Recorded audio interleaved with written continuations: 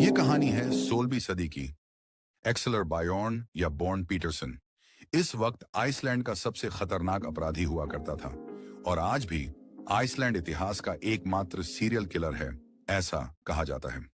1555 में स्नोफेल्सनेस प्रायद्वीप पर जन्मे वह ओक्सल नामक एक फार्म में पले बढ़े, जहां से उसका उपनाम एक्सेलर ब्योर्न पड़ा। उसकी कहानी ऐतिहासिक और लोक कथाओं दोनों ही है, जिससे फैक्ट्स को फिक्शन से अलग करना थोड़ा मुश्किल है। खैर, तथ्य के अनुसार ब्योर्न का प्रारंभिक जीवन अपेक्षाकृत सामान्य था।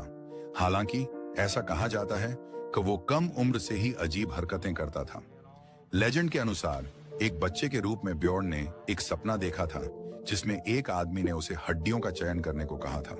उसने एक को चुना और उस आदमी ने उससे कहा कि वह शक्तिशाली और भयहीन हो जाएगा, लेकिन वो श्रापित भी रहेगा। यह कहानी सच है या केवल उसके आसपास की लोक कथाओं का एक हिस्सा है, यह स्पष्ट नहीं है। एक्सेलर ब्योर्न के अपराध तब शुरू हुए जब उसने पारिवारिक फार्म एक्सेल पर कब्जा कर लिया। उसका तरीका सरल भी था और विभत्स भी। स्नोफेल्सनेस प्रायद्वीप से गुजरने वाले यात्री अक्सर उसके फार्म हाउस में आश्रय की तलाश करते थे। ब्योर्न उन्हें आतिथ्य प्रदान करता था, लेकिन एक बार जब वे अंदर आ जाते थे और कंफर्टेबल हो जाते थे, तो वह उन्हें अक्सर कुल्हाड़ी से मार देता था। कुल्हाड़ी जो उसका सिग्नेचर वेपन बन गया था। माना जाता है कि उसने कम से कम 9 लोगों की हत्या की थी। हालांकि कुछ अनुमान 18, यहां तक कि 20 या उससे अधिक लोगों की हत्या की बात करते थे। हत्या के बाद ब्योर्न डेड बॉडीज को अपनी जमीन पर दफनाकर या पास के तालाब में फेंककर उनका अंतिम संस्कार कर देता था। कहानी के कुछ संस्करणों में कहा जाता है कि उसने अपने पीड़ितों की बिलोंगिंग्स चुरा ली थी और उनका इस्तेमाल खुद को समृद्ध बनाने के लिए किया था।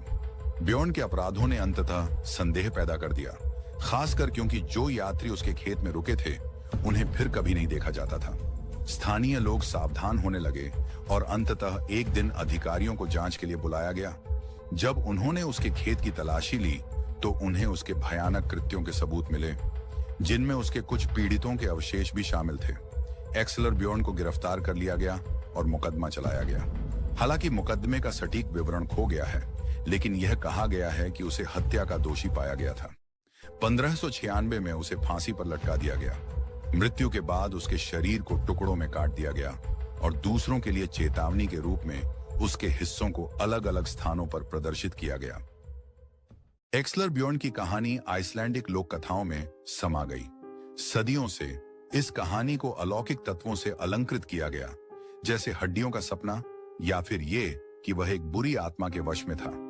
उसे आइसलैंड के इतिहास में सबसे कुख्यात लोगों में से एक के रूप में याद किया जाता है। आइसलैंड एक ऐसा देश जो अन्यथा अपने शांतिपूर्ण और अपराध मुक्त स्वभाव के लिए जाना जाता है। यह कहानी उनके लिए चांद पर काले धब्बे के समान है। आज भी ऐतिहासिक तथ्य को लोक कथाओं के साथ मिला के उसकी कहानी को एक चेतावनी भरी कहानी के रूप में बताई जाती है। और ऐसी कहानी फिर से सुनने में आए, ऐसा शायद ही आइसलैंड में कभी मुमकिन हो।